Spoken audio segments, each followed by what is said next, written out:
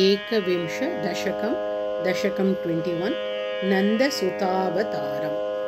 सर्वेऽपि जीवा निजकर्मबद्धा एते षडा सन्द्रुहिणस्य पौत्राः तन्निन्दया दैत्यकुले प्रजाताः पुनश्च शप्ता जनकेन दैवात्।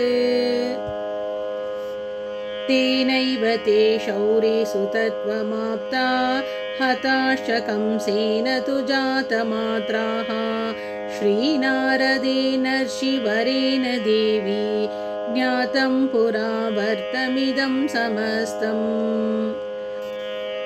प्राग्दम्पती चादिति कश्यपौहा स्वकर्मदोषेण पुनश्च जातौ तौ देवकी शूरसुतौ स्वपुत्र नाशादिभिः दुःखमवापतुश्च। त्वं देवकी सप्तमगर्भतो वै गृह्णन्त्यनन्तां शशिशुं स्वशक्त्या निवेश्य रोहिण्युदरे धरण्यां मर्त्यो भवेद्यच्युतमाधिशश्च। प्राकर्मदोषात् स सुहृन्मघो नः क्रुद्धेन शप्तो भृगुणा मुरारिः दयार्हा संसारि दशामवाप्स्यन् हा देवकी गर्भमथा विवेश।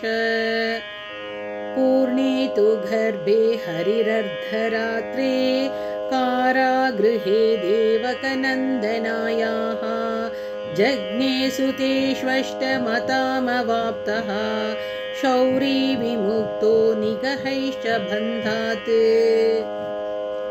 व्योमोऽथ वाक्येन तवैव बालं गृह्णन् दृष्टः खलु गेहपालैः निद्रां गतैस्त्वद्विवृतेन शौरिः द्वारेण यातो बहिराततोषम्। त्वं स्वेच्छया गोपकुले यशोदा नन्दात्मजा स्वापितजीवजाले अजायथा भक्तजनार्तिहन्त्री सर्वं नियन्त्री सकलार्थदात्री। या देवी सर्वभूतेषु निद्रारूपेण संस्थिता नमस्तस्यै नमस्तस्यै नमस्तस्यै नमो नमः। तव प्रभावाद् वसुदेव एको गच्छन्न भीतो यमुनामयत्नं तीत्वां नदीं गोकुलमाप तत्र दास्याः करे स्वं तनयं ददौ च। तयैव दत्तामत बालिकां त्वाम् आदाय शीघ्रं स ततो निवृत्तः कारागृहं प्राप्य ददौ प्रियायै स चाभवत् पूर्ववदेव बद्धः। त्वद्रोदनोत्थापितगेहपालैः निवेदितो भोजपतिः समेत्य त्वां पादयुग्मग्रहणेन कुर्वन् अधशिरस्कां निरगाद्गृहान्तात्।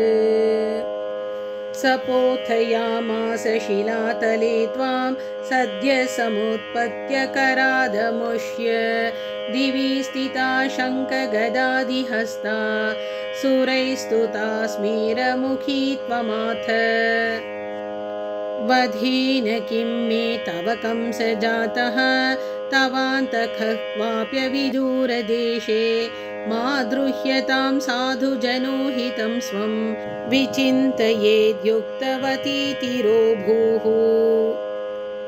स भोजराट् स्वान्तकनाशनाय सर्वान् शिशून् हन्तुमरं बलिष्ठान् वत्सागमुख्यान् सुरान् नियुज्य कृतात्मात्मानममन्यतोच्छैः।